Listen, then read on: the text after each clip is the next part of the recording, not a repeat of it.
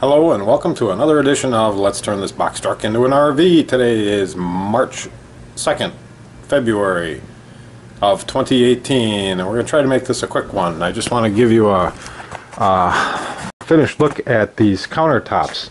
I've finished them with about 6 or 7 coats of General Finishes Armor Seal, and I topped them off with a coat of Behlen's Rockhard Tabletop varnish. This stuff right here.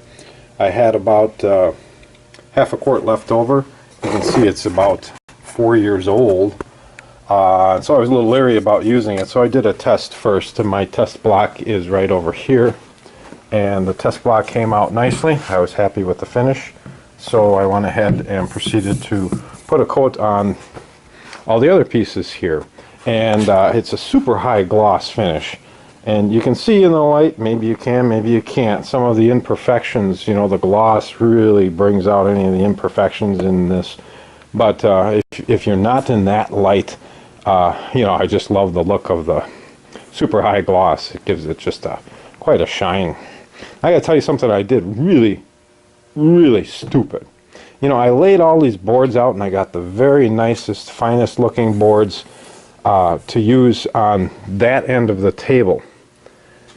And then I went ahead and I rounded off what should have been the back side of this countertop. I should have rounded off these sides, and the sinkhole should have gone down there.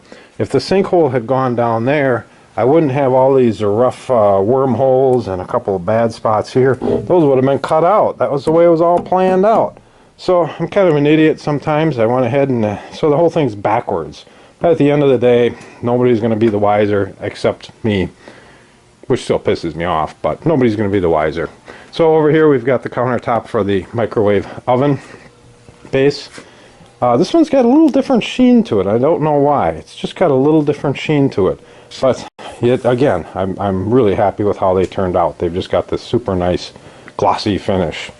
Same thing here. This is pieces for by the bed, and with these pieces for the headboard and the footboard of the bed. Not sure how I'm going to fasten these down. You know, I don't want to put some nails or screws in this nice finish. So I think I'm going to fashion something that's going to allow these to kind of slide in. Some kind of a little wedge on the bottom or something. So again, I don't need to, so I can conceal the fasteners. So I'm going to not take any more of your time. Just wanted to show you the finish here, and until next time.